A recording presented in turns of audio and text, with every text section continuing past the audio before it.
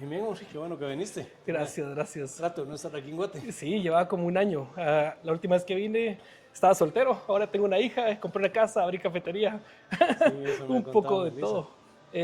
Antes de empezar, Hugo, yo siempre hablo un poquito de cosas que no tienen que ver con lo que voy a hablar. Y me contaron que usted es actor y que Sí, usted se aprendió un guión de ida y también lo podía decir de regreso. sí. ¿Y eso por qué fue? ¿De dónde salió la actuación? ¿Le gusta desde muy pequeño? O... No, lo que pasa es que hablar en público para mí llegó el momento que ya no significaba un reto. Ajá. Y tenía que buscar algo que me causara, que me pusiera nervioso. Entonces Ok. intenté cantar, pero era tan desafinado que la Angélica Rosa me echó a la mierda. Entonces cuando me dijeron hacer teatro, está bien, y es ponerse en una situación de vulnerabilidad. Ajá. Por eso fue que me metí. Ok, y hablando un poquito usted, ¿por qué estudió economía? ¿Cómo empieza todo ese camino? Pues realmente yo empecé en la del Valle estudiando ingeniería química. Ujú. Eh, pero, ¿viste? Bueno, además de un gran huevón, vamos, el único libro que saqué en la biblioteca era un libro de política.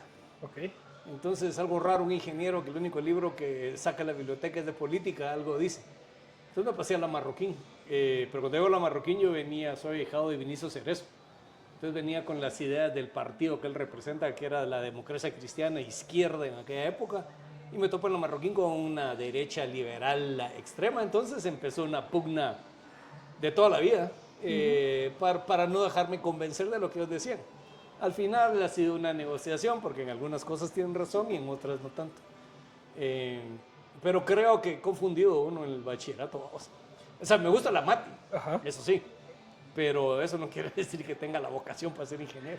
¿Y cuando estudia en la Marroquín, estudia economía pura? ¿Empieza a estudiar eso o administración o a qué se mete al principio? Eh, lo que pasa es que los primeros 2 años eran iguales, entonces no había que decidirse. Pero sí, desde la primer clase de economía sabía que por ahí iba, porque me fui a topar con Lucy Martínez, que en paz descanse, que era la comadre de Vinicio Cerezo. Ok, O sea, Lucy y Johnny eran compadres de mis padrinos, de Jonito Schwank. Entonces, ¿cómo es que la comadre de mi padrino habla mal de mi padrino? No joder. Entonces ahí fue, donde creo que empezó ya enseñó economía. y estudió algo más después, porque usted tiene un doctorado, entiendo. Sí, después de eso hice una especialización en banca central, en la primera promoción de un programa de posgrado que ahora tiene el Banco de Guatemala, que tiene 40 años, Ok, no, 35. Después de esto fui a México, al Instituto Tecnológico Autónomo en México, con una beca, y si quedaba entre los primeros que financiaron en Latinoamérica, podía optar para ir al doctorado directamente. Pero en ese momento, cuando yo terminé la maestría, el programa dejó de funcionar y nos dejaron sin dinero en México. ok. Entonces tuve que regresar a Guatemala un año y medio y continué y me gané una beca Fulbright. ¿Y estudió en dónde? ¿En Estados Unidos? Estudié en Estados Unidos, en la Universidad de California, en Los Ángeles. Ok, Porque ahí está, bueno, ahí había un par de, hoy mis maestros, que los conocí cuando yo era un recién graduado, que vinieron a Guatemala a hacer un proyecto y me tocó ser asesor de ellos. ok. Y entonces creo yo vieron la madera en mí y ellos me dijeron que fuera primero a una buena universidad latinoamericana. Fui al Instituto Tecnológico Autónomo de México para equiparar el nivel matemático y formal de la economía. Entonces, realmente es licenciado en economía y máster en necedad y doctorado en terquedad. No, pues muchas gracias. Mire, estas entrevistas me gustan porque siempre son alrededor del café, pero estas específicas tienen que ver con café, con commodities, pero no están metidos en el mundo del café. Y la primera pregunta que tengo aquí para usted es, si usted fuera a hablar con alguien de Reino Unido, ¿cuál es la mayor diferencia económica que debería entender para no malinterpretar Guatemala? Yo creo que, perdón. Sí, bueno, primero que probablemente desde muy por allá nos puedan ver como lo que ellos llaman banana country, y ciertamente Guatemala sigue siendo un país de ingresos medios comparado con el Reino Unido. Es un país relativamente pobre, pero con todo Guatemala es la economía más grande desde el centro de México Ajá. hasta Panamá y el Caribe. Y Ok. en particular tenemos la ciudad más grande entre Puebla, México y Bogotá. Entonces Guatemala está en una región que es una región relativamente de bajos ingresos, constituida por los países de Centroamérica, el sur de México y las islas, pero dentro del conjunto de los 30 y tantos países que habrán acá, Guatemala junto con Costa Rica y República Dominicana son las economías más grandes. Y también, a diferencia de República Dominicana y Costa Rica, aquí tenemos una mayor población. Entonces, por eso, cuando hablamos en promedio, somos relativamente más bajos. Cuando habla más bajos y cuando hablamos de economía, solo para definir, habla de Producto Interno Bruto, habla de trade, habla de... Hablo del valor total de la producción doméstica, que incluye exportaciones, incluye inversión, incluye consumo. Sí, en términos del tamaño del pastel de la producción completa, somos más grandes que Costa Rica levemente, del tamaño de República Dominicana, y ya con eso somos los más grandes de toda la región del Caribe, como se pudiera entender en Europa. Y cuando hablamos de por cabeza, por persona, aunque somos de los más grandes, tenemos mucha más población, 4 veces más población o 3 veces más población que Costa Rica, por ejemplo, y probablemente el doble que la de República Dominicana. ¿Y eso hace que la riqueza esté concentrada en menos manos aquí o que se diluya? Porque si somos más gente, pero producimos... Hace que la riqueza y los ingresos de las personas se concentren sobre todo en las áreas urbanas. Okay. Si fuéramos a describirle Guatemala a un habitante del Reino Unido, le diríamos que hay múltiples Guatemalas.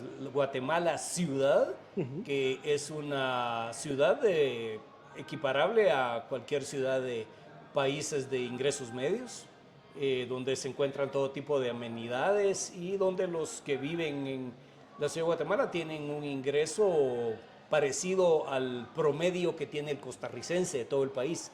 Y luego tenemos ciudades secundarias que relativamente son más pobres que la ciudad de Guatemala, pero tienen niveles de ingreso mejores a los de Honduras y mejores a los de Nicaragua. Y lo que sí tenemos es una gran población rural, 40 y tantos % de la población todavía rural, donde sí se observan los niveles más bajos de ingresos, pero esto es por un fenómeno de aislamiento, vías de comunicación no terminadas, inacabadas, que todavía ni siquiera se construyen, y también por una particularidad de nuestra geografía, y es que somos demasiado montañosos. Entonces no tan fácil se pueden llevar los servicios básicos, luz, teléfono, bueno, teléfono con los celulares ahora es relativamente sencillo, pero luz, seguridad, hospitales, escuelas, cuestan mucho con tanta montaña. Y la población vive en todo el territorio, y eso limita el tipo de trabajos que consiguen y el tipo de negocios que surgen, porque atienden mercados muy pequeños. Tal vez el gran generador de ingresos, el gran repartidor de ingresos en todo el país, los dos grandes repartidores de ingresos a lo largo y ancho del país son las remesas de los migrantes que se fueron a trabajar a Estados Unidos, que mandan dinero a sus familiares acá y que se han ido de toda Guatemala, y sobre todo las áreas más pobres, más montañosas, y ahí eso es una especie de welfare, un sistema de welfare autónomo, privado, informal, que le genera a todas las familias que quedaron acá un nivel mínimo de ingresos. Y la otra es el cultivo del café, que el cultivo del café, a diferencia de los otros grandes cultivos del país, como el banano, la caña de azúcar o la palma africana, el café no se concentra en grandes plantaciones que pertenecen a unos pocos, sino es un producto donde hay muchísimos, cientos de miles de pequeños productores. Entonces, cuando hay una buena cosecha, cuando hay un buen precio del café, eso es como una lluvia que riega todo el interior de Guatemala y estas áreas donde es difícil realmente llevar el desarrollo. Qué interesante, qué interesante. La segunda pregunta que tengo, y antes de entrar a esto voy a hablar un poco de lo que usted acaba de decir. Cuando hablo del café, yo siempre divido en pequeños productores y finqueros privados, porque en volumen los pequeños productores, especialmente Huehuetenango, los que están más aislados, producen un volumen enorme, le venden inclusive a México, son la base realmente del país. ¿Qué dan por sentado países desarrollados que solo no existen en Guatemala? Bueno, me imagino que cuando se piensa en café no siendo guatemalteco, se ha de pensar en Brasil, que es el principal productor, en Colombia, pero cuando uno habla de los grandes productores de café en el mundo, Vietnam por ejemplo también, es un café muy distinto al de Guatemala, porque aquel es un café que se siembra en plano, mucho, se siembra bajo el sol e incluso se cosecha con máquinas. Nuestro café es un café que se cultiva en montañas, es un café que se cultiva a mano y es un café de mucho mejor calidad que los cafés que más se comercian en el mundo. De hecho, el café guatemalteco está dentro de los cafés más finos del mundo y desde una perspectiva ambientalista, el café para poderse cosechar en nuestros países necesita bosque, porque se siembra dentro de un bosque, porque necesita sombra. Entonces es una manera de mantener cientos de miles de hectáreas reforestadas con un producto que tiene un mercado internacional muy importante.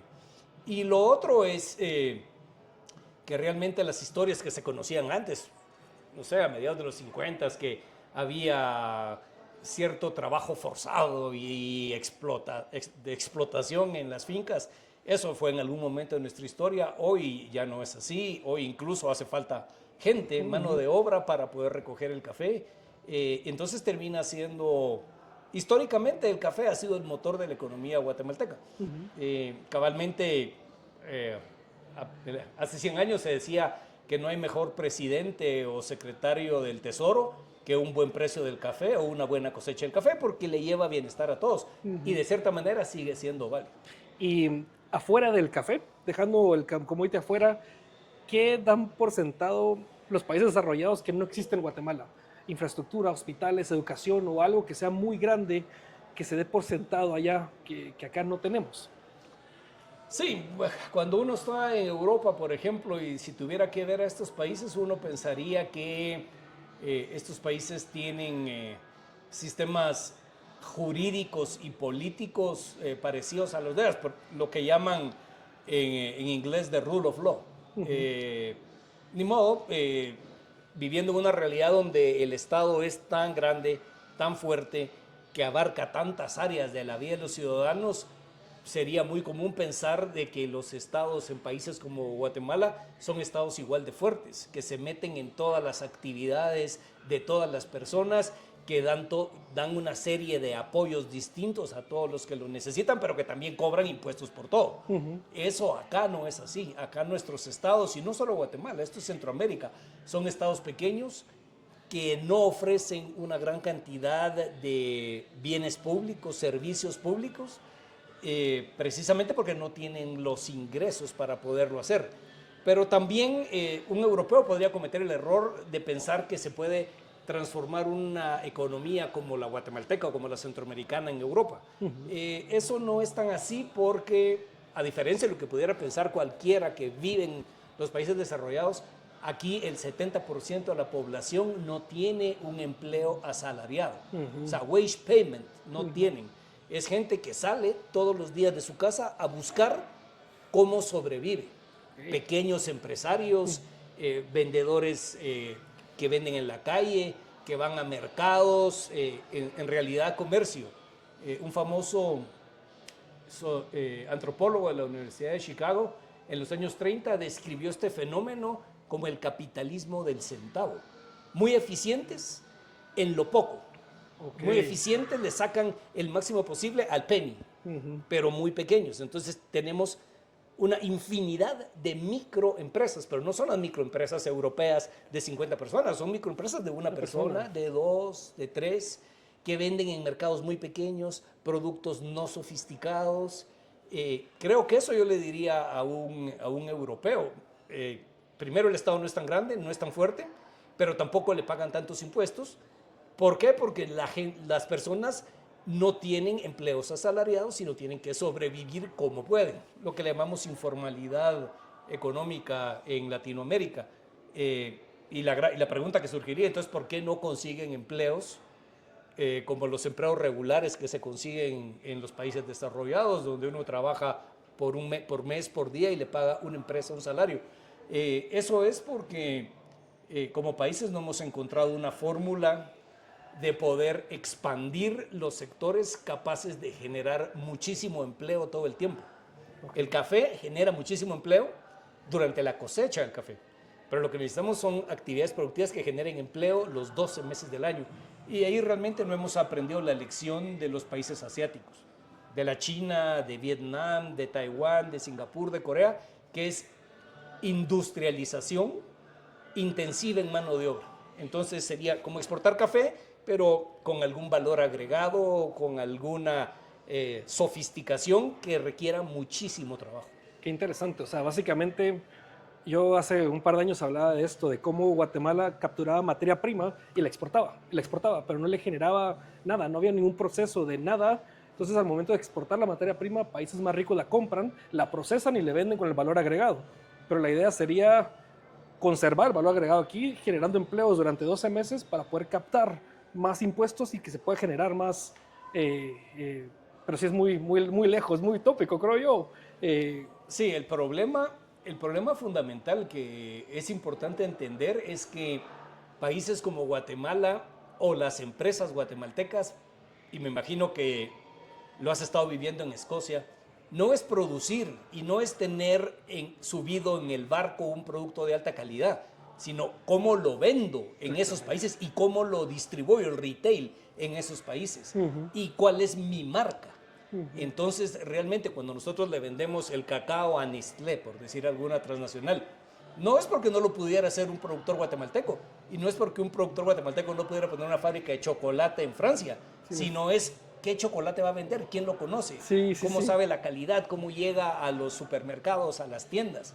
Entonces ahí somos parte de una cadena global de valor donde nos toca estar al inicio, pero que estemos al inicio en lo primario no quiere decir que no podamos agregar mayor valor a lo que hacemos. En el caso del café lo que hemos visto es una transición de vender café no diferenciado a vender café de alto valor, café de especialidad. Perfecto, perfecto. Y bueno, esta pregunta encaja ahorita. ¿Qué implica para un país depender de materia prima y no de productos que ya tienen un valor agregado? Yo creo que es... Sí, pero esa es una buena pregunta que hay que tener cuidado cómo se responde, porque si hablamos en términos de foreign exchange, las divisas que vienen al país, en nuestro caso los dólares que ingresan al país, el café durante 150 años fue la principal fuente de dólares para el país. Hoy el café ya no es el principal producto de exportación. El principal producto de exportación de Guatemala hoy es vestuario y textil. Todo lo que la tela y los hilos que se producen en Guatemala y en Centroamérica, que se cosen en Guatemala y en Centroamérica, que se exportan a los Estados Unidos. Ese como rubro es el mayor. Después de ese vienen el azúcar, el banano y el café. Se están peleando el segundo o tercer lugar dependiendo de los precios. Y otro muy importante es el turismo. Entonces, en términos de la dependencia externa, ya Guatemala sigue dependiendo de productos primarios, café, azúcar, banano, aceite de palma. Eso no lo hemos superado, pero sí hay producto industrial como el vestuario y textil, que es el que más descolla. El problema es que no hemos aprovechado el vestuario y el textil para poder crecer mucho más. Solo con que Guatemala le vendiera 0.1% más de lo que nos compra hoy Estados Unidos. Le vendemos como 1.5% de toda la ropa que compra Estados Unidos. Con que le vendiéramos 1.6%, podríamos duplicar el empleo de nuestras exportaciones.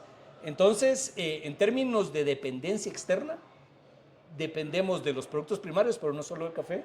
Y en términos internos, básicamente para los ingresos de nuestras personas, remesas, productos como el café que llegan a todo el país, a miles, cientos de miles de pequeños productores, y por supuesto el sector industrial, pero también el banano, la exportación de azúcar, la palma. Entonces, en términos generales, es una respuesta sí y no. Sí dependemos de productos primarios, pero mucho menos de la idea que se pudo haber quedado en Europa de que somos países que exportamos pura materia prima. Qué interesante, no sabía los textiles. Y gracias, gracias por contarme esto. No, seguramente hay que darle la vuelta a la camisa y ver en dónde es hecho, y seguramente en Europa encontrarán más de alguna prenda hecha en Guatemala. Y Guatemala es el único país de la región que está en estado similar, sufre y se beneficia de esto, o otros países de la región están haciendo cosas diferentes.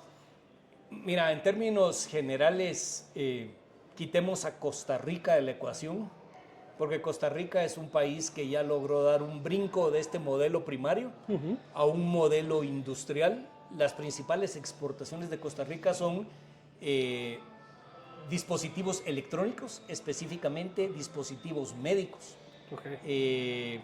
Claro, después de dispositivos médicos viene banano y piña. O sea, no han salido, pero sí están en un escalón más alto que nosotros, porque una cuestión es un marcapasos, otra es una camisa. Sí. Quitando a Costa Rica, Nicaragua y Honduras, países muy pobres, mucho más rezagados que Guatemala y que El Salvador, con gravísimos problemas políticos, con niveles de pobreza e ingresos mucho más bajos. El Salvador, que es comparable a Guatemala. De hecho, después de los Estados Unidos, el segundo socio más importante de Guatemala es El Salvador. Y también Guatemala de El Salvador. O sea que Guatemala y El Salvador es un mismo mercado regional, muy parecidos. En lo político somos diferentes, allá más estabilidad política, acá mucha volatilidad política, pero básicamente somos economías muy, muy similares. Y los tres países del norte de Centroamérica, Honduras, El Salvador y Guatemala, que básicamente dependen grandemente de las remesas internacionales. Las remesas internacionales que mandan los guatemaltecos en Estados Unidos son el 20% del Producto Interno Bruto. En El Salvador es como 25% y en Honduras como 27%. Entonces sí somos hemos sido muy exitosos en exportar mano de obra a los Estados Unidos, cosa que parece estar terminando con Trump.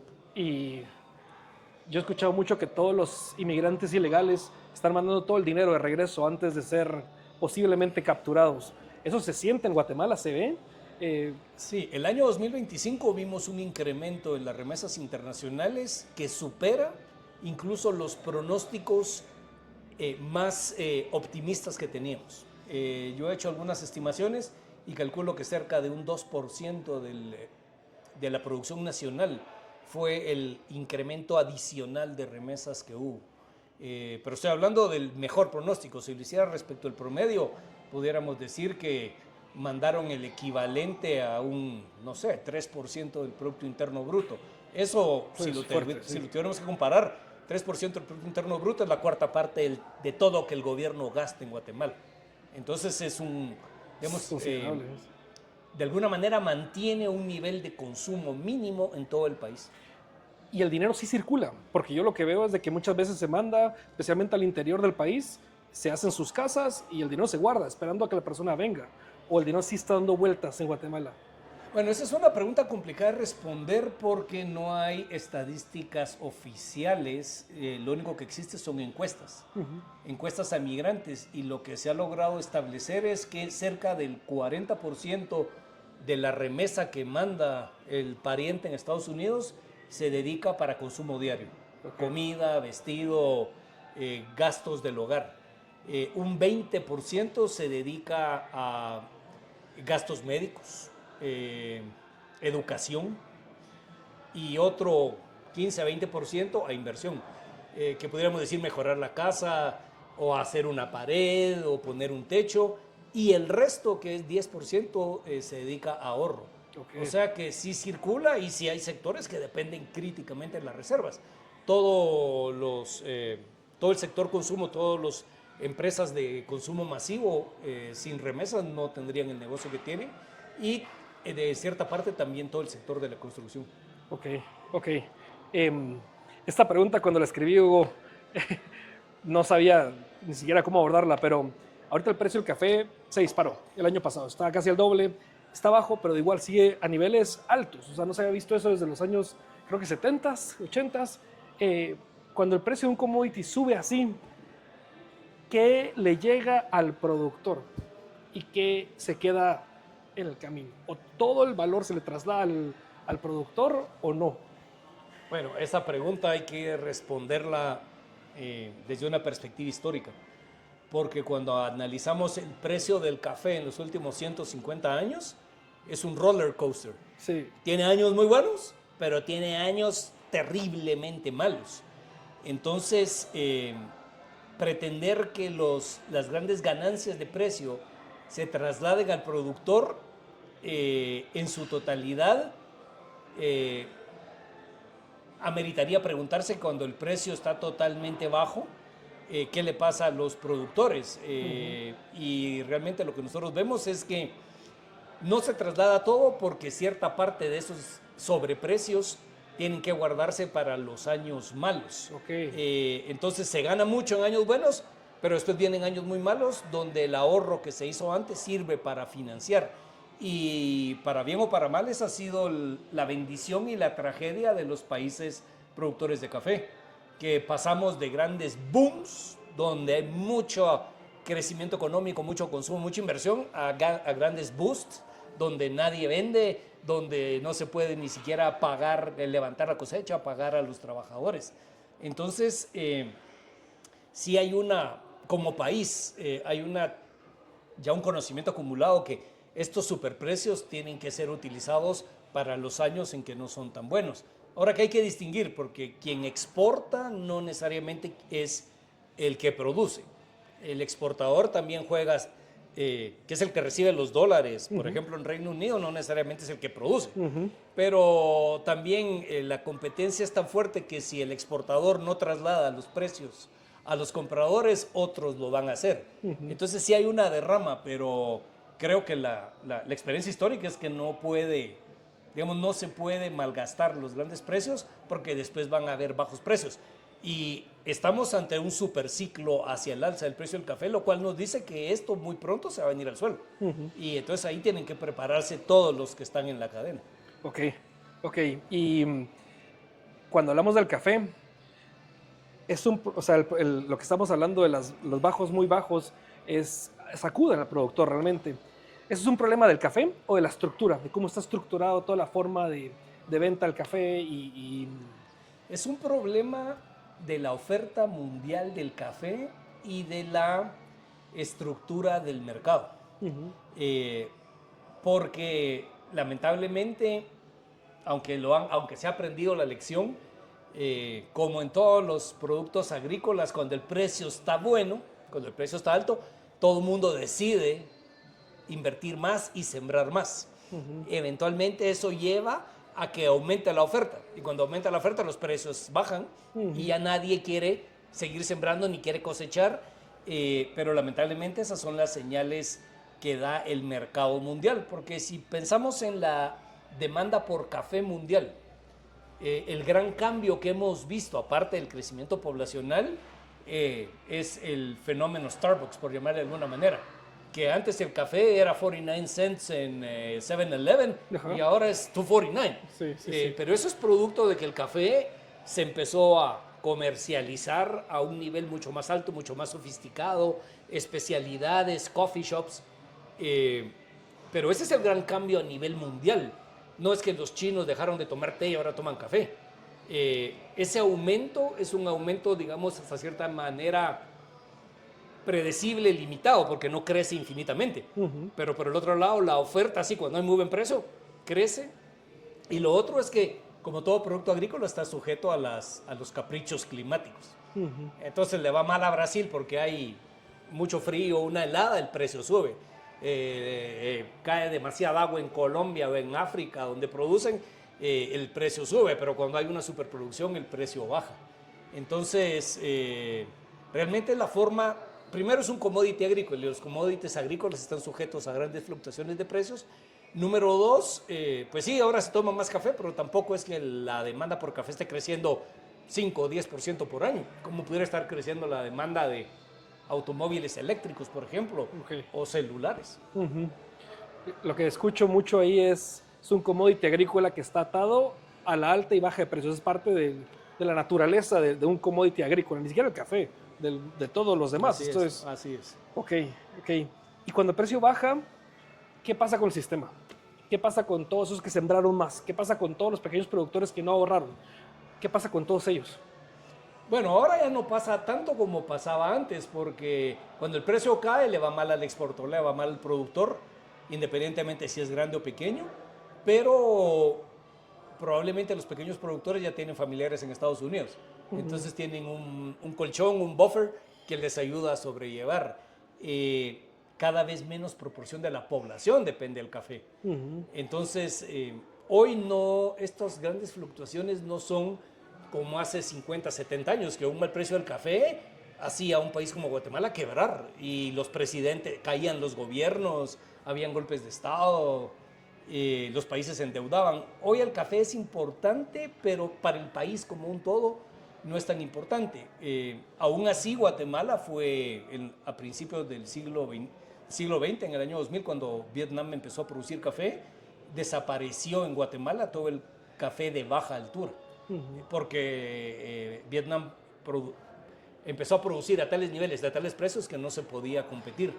En términos generales, yo creo que hay ya un aprendizaje de los productores de años que saben que tienen que diversificar, Okay. diversificar o ahorran. Entonces yo no, algunos están jugados totalmente en café, pero conociendo que es up and down, tienen que buscar formas de poder diversificar, de poder compartir los riesgos. Ahí las cooperativas juegan un papel importante de asociarlos y tratar de ganar ventajas actuando conjuntamente. Hace una semana estaba en Huehuetenango, está en un lugar que se llama San Pedro Necta, en las montañas. Y la cooperativa, con todo el dinero que le entró el año pasado, compró un predio. Y están vendiendo y comprando carros la cooperativa de café. Y me pareció lindo ver eso. Y lo que ellos decían es, queremos ser sustentables a largo plazo. Y eso es tener diferentes fuentes de ingreso. También entrevisté otra anécdota que se me viene al ingeniero Jesús Alvarado de Fedecucagua. Él es un técnico que supervisa a 16,000 pequeños productores.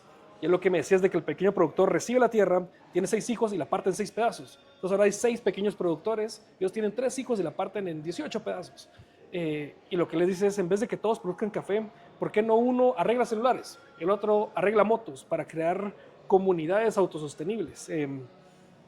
Me gustaría creer que así va a ser, pero lo que yo veo es cuando caiga, pues nunca he vivido una caída del precio del café, entonces pues ya podremos platicar Bueno, el otro año. tus consumidores estarán muy contentos que los precios van a caer. No, aquí creo que es importante. Yo creo que este mecanismo se está dando, ya sea por estas actividades alternas que los propios productores de café han aprendido, otra porque muchos productores de café que no aprendieron la lección salieron del mercado y los que han sobrevivido son los que aprendieron a que tienen que diversificar. Y aquí vale la pena hacer una especie de anuncio. Por ejemplo, un producto similar al café guatemalteco es el cacao guatemalteco. El chocolate, como lo conoce Europa y lo conoce el mundo, es un invento de los mayas. Porque si bien el cacao nace en el Amazonas, son los mayas los que descubren el chocolate como hoy lo conocemos. Sin embargo, Guatemala, ¿cuánto chocolate exporta? Hay un 2 o 3 que exportan de muy alto valor. ¿Qué es lo que mandamos? Mandamos las semillas, lo mismo que el café, las semillas tostadas para que en Suiza, en Alemania le den el gran valor. Pero ahí también lo que se ve en el cacao, y lo utilizo como ejemplo, es que es tan inestable el mercado, aunque tiene un superprecio el cacao, que se tiende a diversificar. Y si no en actividades de comercio o servicios, en propia agricultura. Ok, ok. ¿Usted cree que un buen precio del café que se sostenga por 2, 3 años puede cambiar la economía? ¿Puede genuinamente darle ese boost que necesita Guatemala para empezar a sostenerse como tal? ¿O no? Históricamente hemos tenido precios de grandísimos aumentos del café sostenidos y nunca llevaron a desarrollar el país. En tiempos que el café era el 90% de la producción nacional, del Producto Interno Bruto Nacional.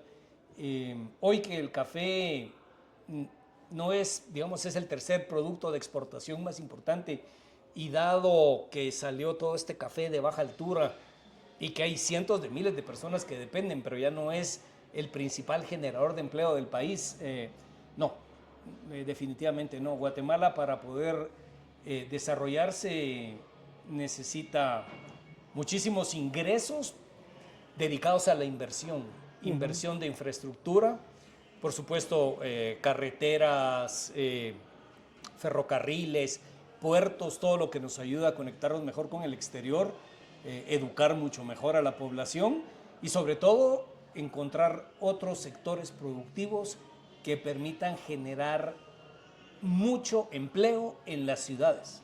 Porque lo que ha pasado junto con la transformación del café en los últimos 50 años, lo que hemos vivido nosotros es una despoblación de las montañas hacia las ciudades.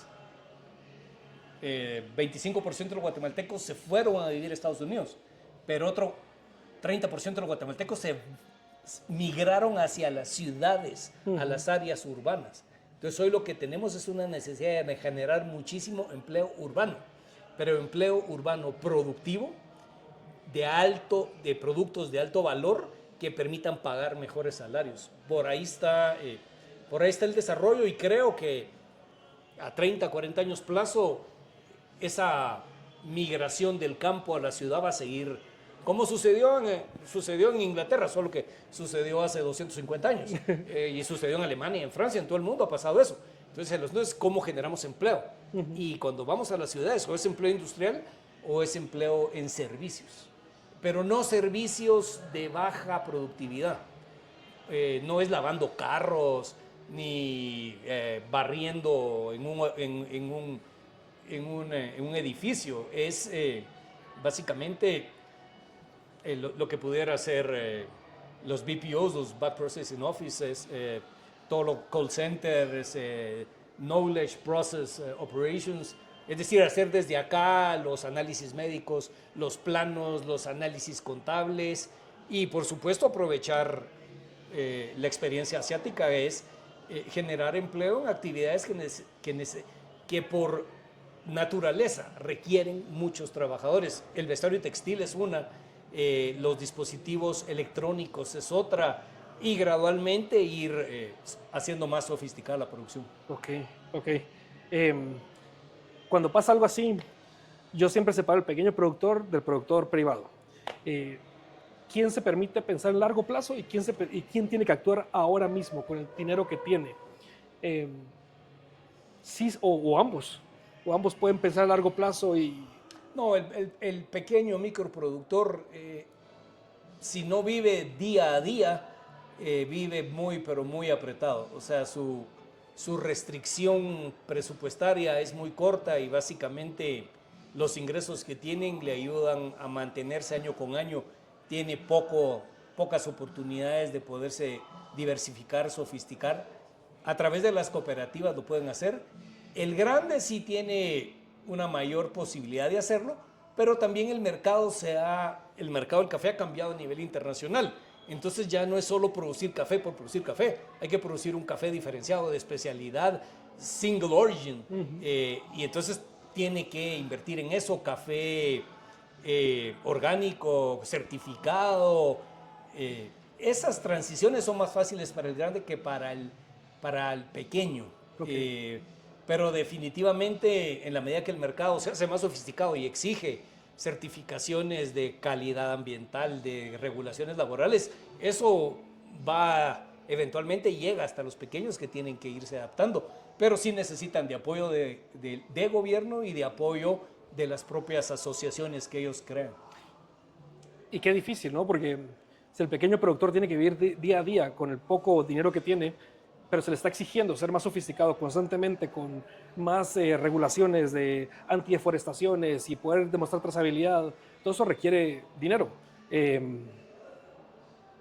Y es donde las cooperativas o una entidad legal de conjunto, de fuerza, pueden entrar a batear, que no solo sean ellos solos por su cuenta. Si son 500, ya generan un valor. Sí, a ver, pero aquí hay una cuestión importante. Yo creo que se necesita un intermediario internacional distinto en el mercado. En el caso del cacao, se ha documentado que se le pide a los productores de Sumatra, de Indonesia, ciertas calidades y ciertas certificaciones, y resulta que las empresas que certifican están asociadas a la transnacional que compra el cacao. Entonces eso es double whammy, porque o sea, yo te compro, yo te pongo el precio, y si no cumplís mis requisitos, no te doy la certificación. En ese sentido, pequeños, en el cacao pasa y en el café también, pequeños intermediarios, retailers en el exterior, que pueden dar fe de que los productos son sostenibles, que son socialmente responsables y que se pueden obtener las certificaciones sin recurrir a las grandes transnacionales que son las principales compradoras en el mundo. Eso le abre posibilidades a comunidades específicas que no dependen de la gran transnacional, del gran exportador, sino de retailers, intermediarios medianos y pequeños que encuentran nichos de mercado. Eso es una de las formas en que se ha logrado desarrollar el cacao en Mesoamérica en nichos de alto valor. Esa es una posibilidad donde sí hay una traslación directa de precios y de los beneficios y de lo que representa el café en el mundo desarrollado hacia los productores. Te trata un vehículo, básicamente, entre el pequeño productor y el comprador, sin que genere confianza ya, pero que no tenga que presentar todos los sellos que requieren mucho dinero y esfuerzo. Sí, el problema, y aquí, aunque...